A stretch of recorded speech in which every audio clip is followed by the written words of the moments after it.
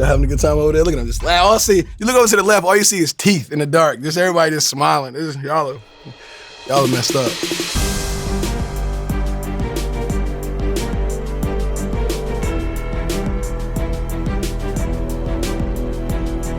Hey, what's going on, everybody? For First We Feast, I'm Sean Evans, and you're watching Hot Ones. It's the show with hot questions and even hotter wings. And today I'm joined by one of the busiest actors in Hollywood, Michael B. Jordan.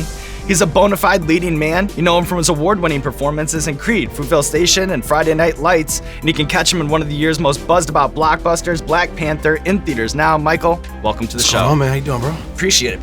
Good. How are you with hot food? I'm okay. I like a little spice. I like flavor. I like being able to taste, you know what I'm saying, my food. But yeah, we're gonna push that to the max today.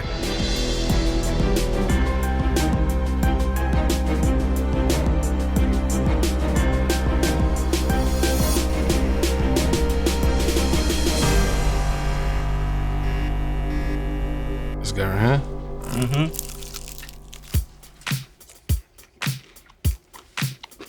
That's good.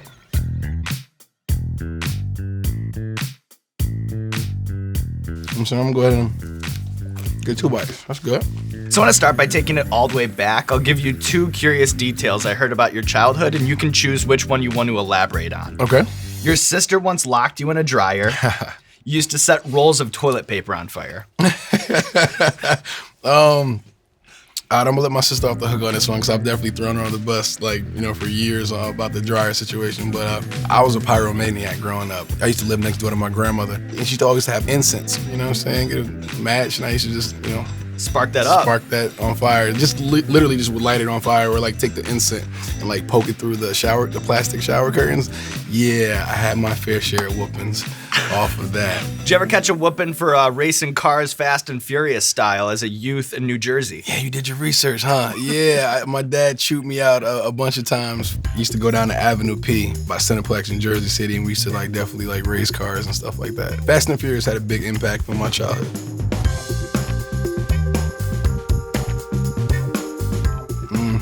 I'm on a diet right now, so this is like a cheat meal that I'm happy to take right now. So far, I mean, yeah. The warm-ups are good.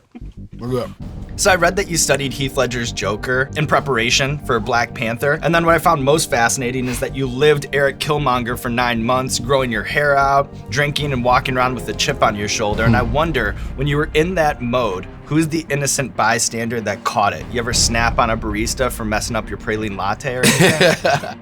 No, it was, I kind of stayed to myself. Eric didn't really have any family, no real friends, and he spent a lot of time, in his own head walking around. I didn't feel like myself, so I could see people kind of get out my way a little bit, or they'll see me coming and avert eyes, you know what I mean? So right. That kind of gave me the even more confidence that I was kind of falling deeper into character. And you called it liberating. What do you miss most about living the Eric life?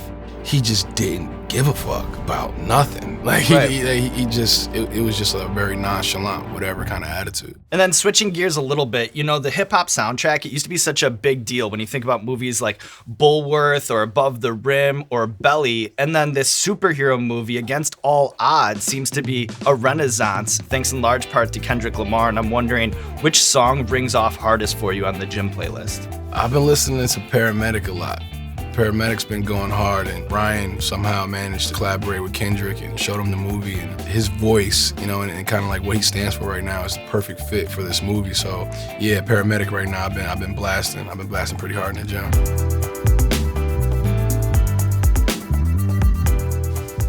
That's cool. Yeah, this is the setup. Yeah, this is the setup. I can tell already. This is the setup. Yeah. I'm like, yeah, it's cool. This ain't nothing. Yeah, it's easy. Keep eating. That's where we want you. Yeah, right now, right? Lull you into a false sense of security. It didn't throw me off the deep end. I get it. Mm-hmm. So the Michael B. Jordan blueprint, it's all about hard work, whether it's 3-a-days in the gym or living with your parents to stay grounded. You seem to embody an almost maniacal-like commitment to success, but we all know that there can be a dark side to greatness. So what I want to do is hit you with some classic rap lyrics about the price of ambition, and I'm just wondering how they hit your ear. Does that sound good? Yep. This first one is from Drake. Lately, I feel the haters eating away at my confidence. They scream out my failures and whisper my accomplishments. Does that ring true to you? Nah, that doesn't ring true to me, but some cold lyrics. It's crazy because Drake's lyrics usually really ring true. It's the first time I really heard a rapper that's my age who had ever spitting things that I was actually going through in my life. The transition of success, you know what I'm saying, coming from where I come from, his lyrics usually kind of like hit me pretty hard. Let me try another one for you. This is from Childish Gambino off I'm Alright. Being happy is the goal, but greatness is my vision. And all these girls are thinking they compete with my ambition. That's pretty spot on. People don't really understand the sacrifices you got to make to, like your ambition comes first, and wanting to be successful and build that legacy, you usually sacrifice a lot of your own personal life, So that one rings pretty true. This next one is from Nas off Back When. It's pathetic. I don't get the credit I deserve. That's why I hate doing interviews. Nah, that one doesn't ring true to me. Not saying I don't get the credit I deserve, but yeah, that one's just a dope lyric for me.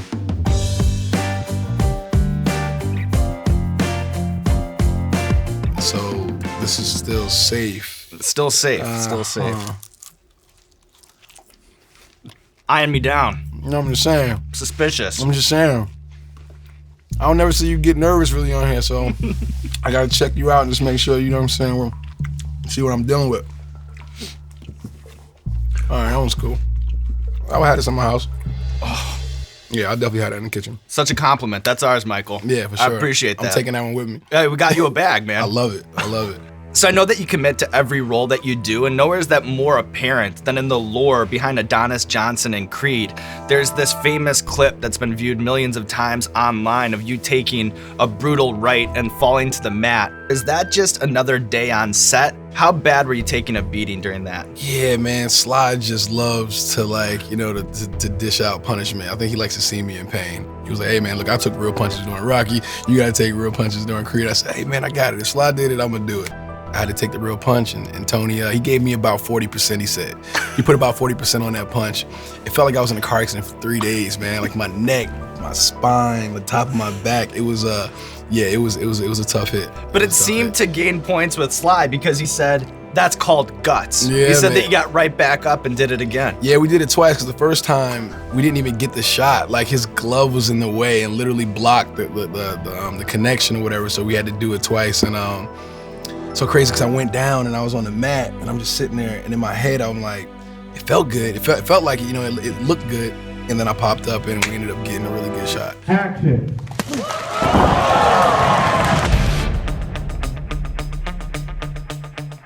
Smoked ghost pepper. Mm-hmm. I heard about them. Okay. Yeah, that one creeps a little bit. Mm-hmm. Yeah, it creeps. Starting to turn the knob a little. Just a little bit, just a little something, okay? We inch you up. We inch you up, Michael. I went from 2 bites to like a nibble. That's how it goes sometimes. All right, Michael, so we have a recurring segment on our show called Explain That Graham. We do a deep dive on our guest's Instagram, pull interesting pictures that need more context. So I'll bust out the laptop, I'll show you the picture, and then you just tell me the bigger story. Does that sound good? Sounds perfect. All right, laptop, please. Up first with the God. Oh, man. Jonah Hill. Yeah, that's my dude, man. We were going to see Kanye in New York. We always, randomly run into each other at different events or whatnot. And yeah, we popped a photo. I was talking about his beard. I was jealous because, it's kind of hard for me to connect mine, you know what I'm saying? And then we got, Q-Tip in the back. Randomly, I saw him in the back. I was like, oh, snap, that's Tip in the back. Oh. Yeah, it became a little Easter egg. Yeah, it became a cool photo. What do you remember about the Met Gala with Jay? I was almost nervous to get up and go over to say something to him because him and Beyonce and at the Met Gala, it's everybody there and whatnot. Mm-hmm.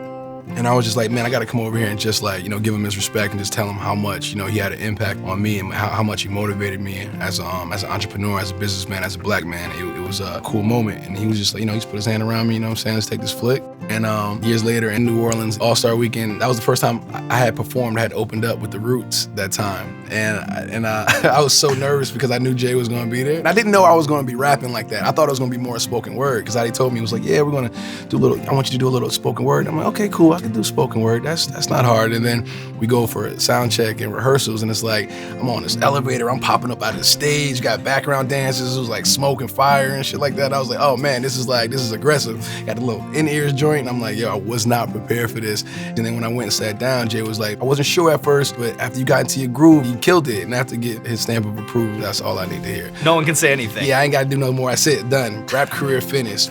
Beginning, end, over, done. Explain that, Graham. Beginning, end, over, done. That's it. You ready to move on, Michael? Let's do it. Karma that comes back kicking your ass. Mm-hmm. Oh, your tree. I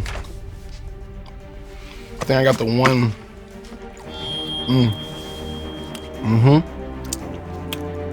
Yeah.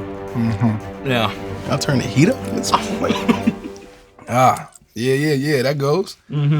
So your commitment to the gym is no surprise to those who follow you on Instagram, but some might be shocked to learn that you're actually a very committed eater. Is it true that during the Creed training, you took your cheat days so seriously that you'd wake up early so that you'd have extra hours to feast? Yeah, without a doubt. You're good, man. You do your research, man. Yeah, I would. Man, that's real. I would get up like an extra hour just so I can get another breakfast in and go down to the spot called Honey Sit and Eat, which is one of the spots down there in Philly. French toast, eggs, the works. I would. That is real. That is real. When you were coming up and living off of 7-Eleven as a youth, what was your go-to way to stretch $1 at the convenience store? I used to get the frozen pizzas, the Hot Pockets, ramen, a couple noodle joints, white cheddar popcorn, spicy nacho Doritos, Flamin' Hot Cheetos, and then get the nacho cheese from the nacho machine. Damn, with the that's a jalapenos on hack. it. All that in one bag and just like air that out. That was my go-to. What are y'all doing to me?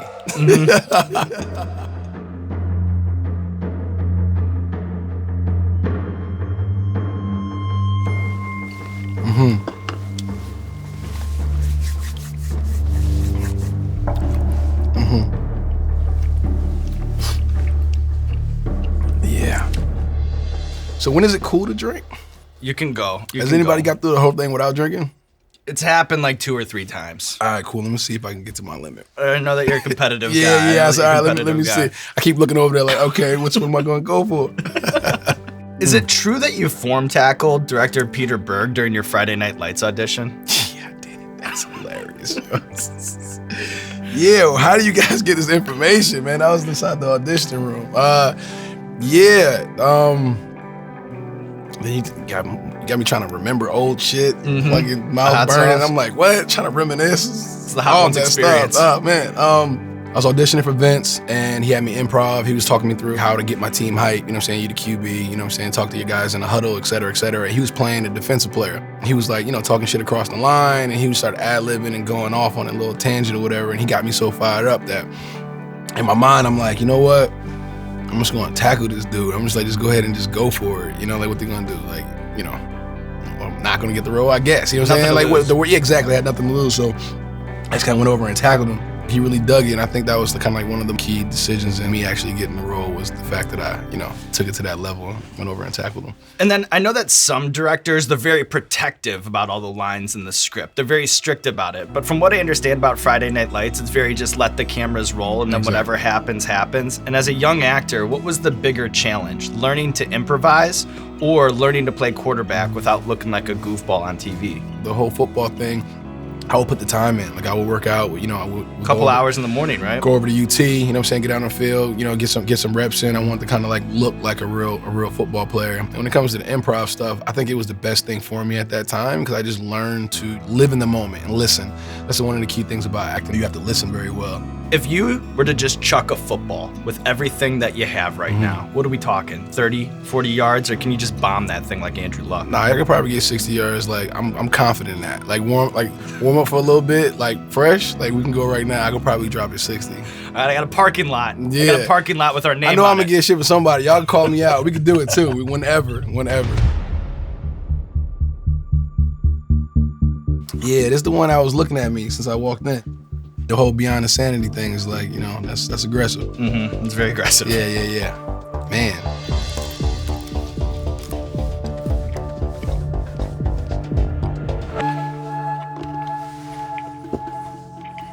Yeah, I don't even taste like flavor, bro. It's like,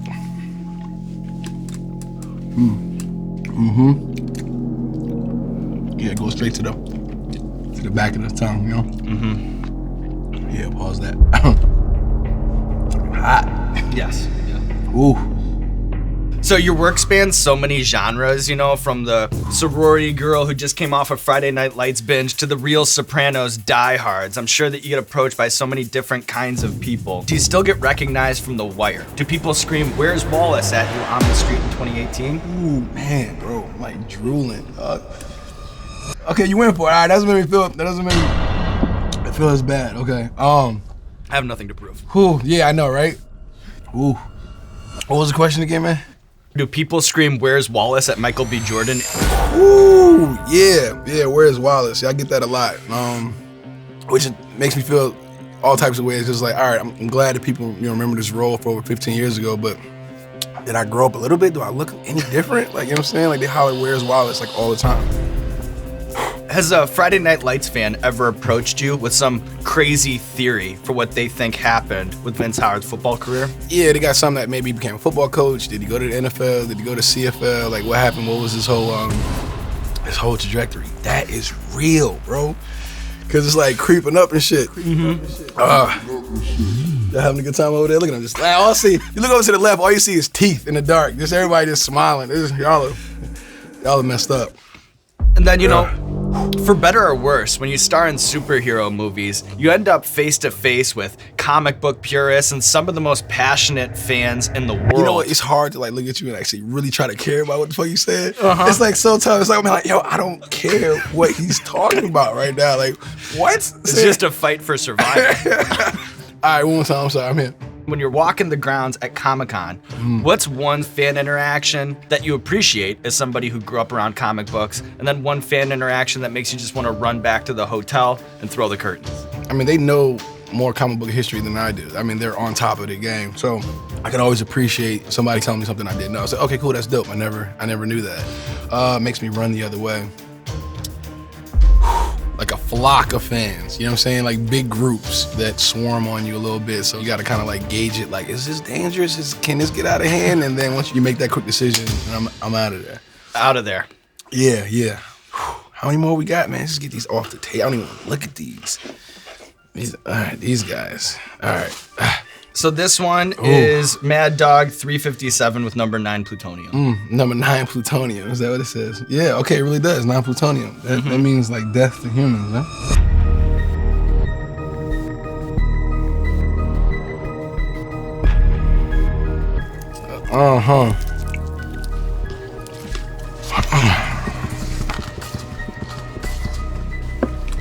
So you don't even know how hot it is, so you like try to hurry up and chew it and, swallow it.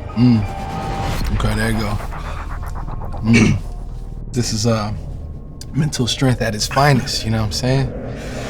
Is sneaking your secret handshake into NBA 2K17 the most underrated accomplishment of your career?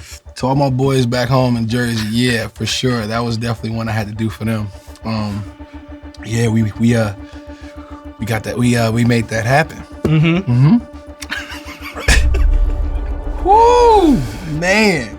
You're stuck in your trailer for 6 hours between shoots. What's one video game, one anime series, and one book that you need to hold you over?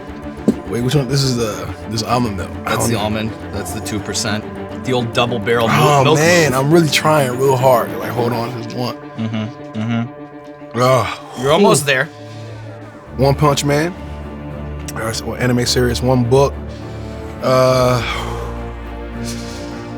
I can reread The Alchemist a million times because you can always pull something different from it.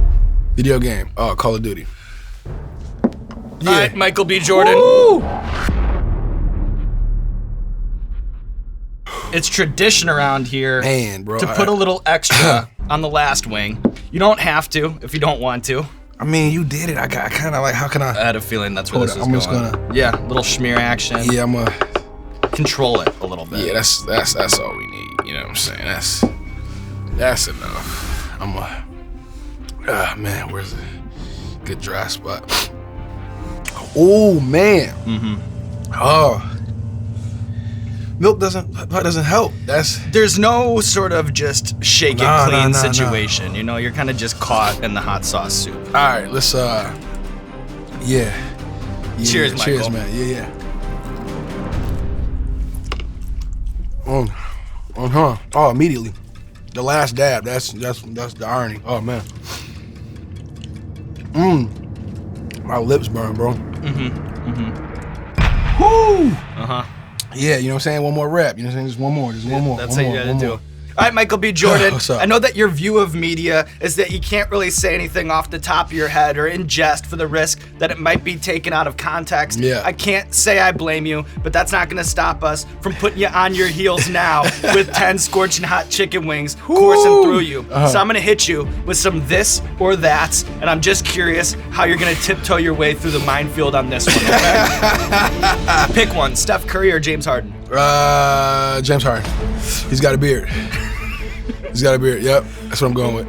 Who'd you rather have a 5-course dinner with? Leonardo DiCaprio or Malcolm Gladwell? I had a dinner with Malcolm Gladwell already. I'm going Leo. One's gotta go. Rocky, Rocky 2, Rocky 3, Rocky 4, Rocky 5. 5. Rocky 5. What was more challenging, clearing these wings on Hot Ones or navigating your way through the Welsh wilderness with Bear Grylls? Oh man. Hot ones. You heard that, Bear? We're coming for the throne, my man. Watch The Crown.